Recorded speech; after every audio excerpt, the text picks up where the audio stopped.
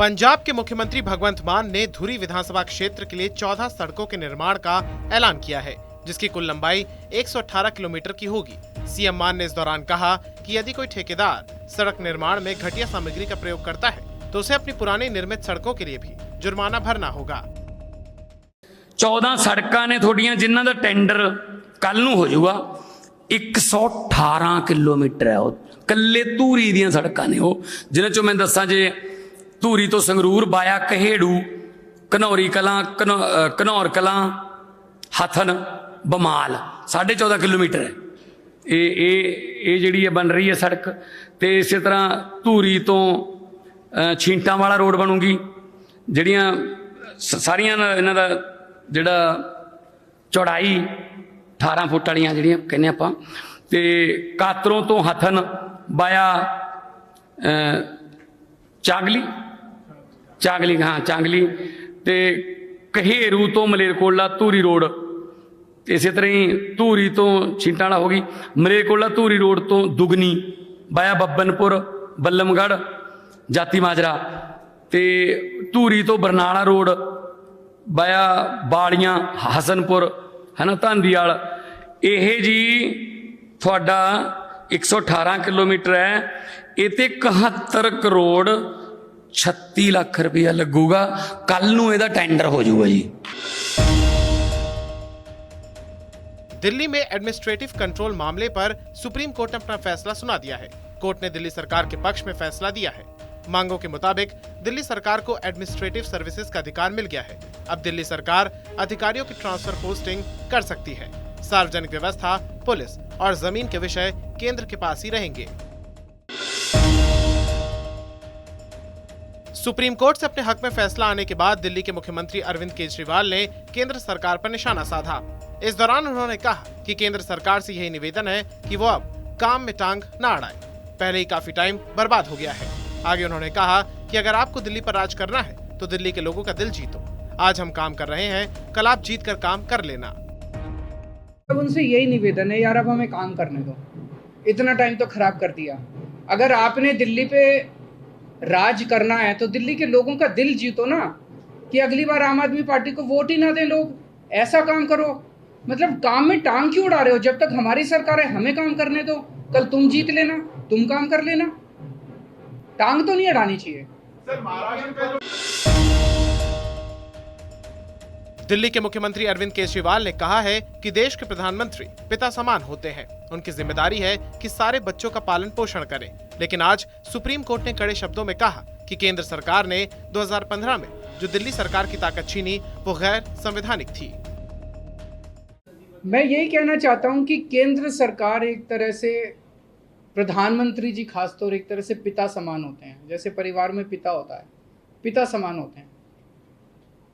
पिता की जिम्मेदारी होती है कि सारे बच्चों को अच्छे से उनका पालन पोषण करें। अगर दिल्ली में आम आदमी पार्टी की सरकार है तो वो हमारे भी प्रधानमंत्री हैं, हम भी उन्हीं की तरफ देखते हैं।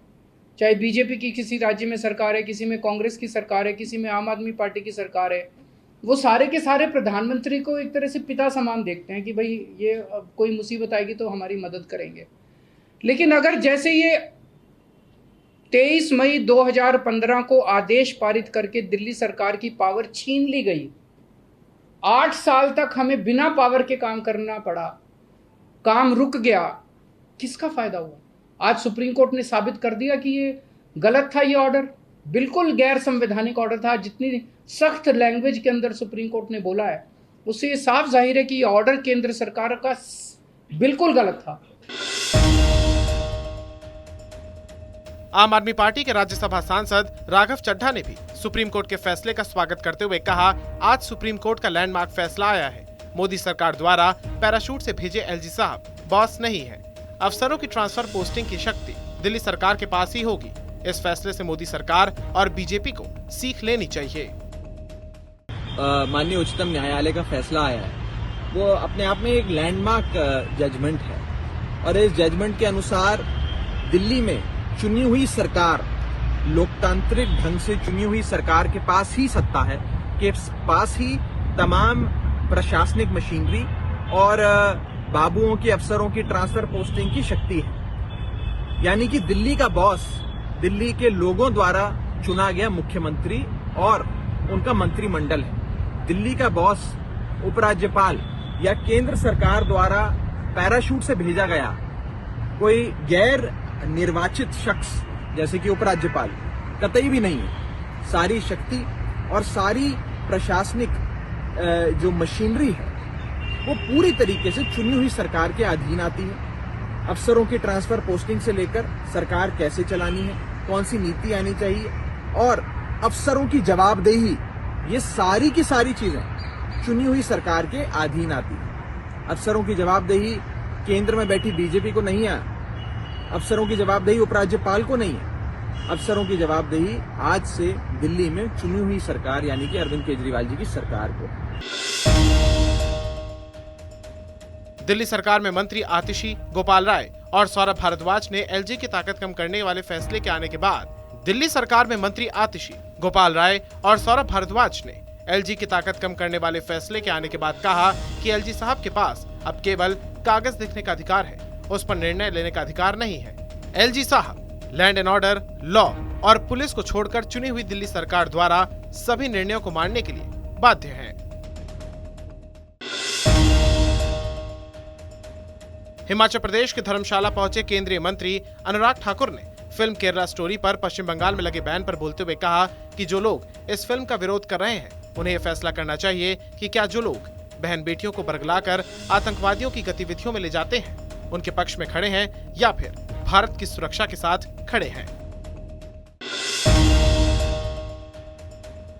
हरियाणा के मुख्यमंत्री मनोहर लाल खट्टर ने 46 स्वास्थ्य संस्थानों की सौगात दी है। सीएम मनोहर लाल ने यमुनानगर से वर्चुअल उद्घाटन कर 17 जिलों में 46 संस्थानों समेत 2 जिला अस्पतालों का उद्घाटन किया। इससे हरियाणा के स्वास्थ्य विभाग के इंफ्रास्ट्रक्चर में बड़ा परिवर्तन आएगा। इस मौके पर सीएम मनोहर ने कहा, हमारी मुहिम के तहत आज एक बहुत बड़ा कदम हम आगे बढ़ा रहे हैं और 229 करोड़ रुपए की लागत से 46 बड़े स्वास्थ्य प्रोजेक्ट्स आज प्रदेशवासियों को समर्पित कर रहे हैं। जिस क्षेत्र को हरियाणा का सबसे पिछड़ा हुआ क्षेत्र कहा जाता है, उस जिले के लोगों ने देश में साइबर अपराध का ऐसा मकड़जाल फैलाया हुआ है जिसकी चपेट में जम्मू कश्मीर से लेकर कन्याकुमारी तक फंसे हुए हैं लोग। इस ठगी ने न केवल हर किसी की नाक में दम किया है बल्कि इसने सभी साइबर अपराध के वर्ल्ड रिकॉर्ड को पीछे छोड़ दिया है। पिछले दिनों स्पेशल टास्क फोर्स ने नूह में की गई रेड में पकड़े गए आरोपियों से 28,000 से ज्यादा लोगों के साथ ठगी किए जाने मामले का खुलासा किया है। हैरत की बात यह है कि इसमें से 1346 केस ऐसे हैं जिनके एफआईआर अलग अलग जिलों और राज्यों में दर्ज है। इन आरोपियों ने 100 करोड़ रुपए से भी ज्यादा की ठगी की है।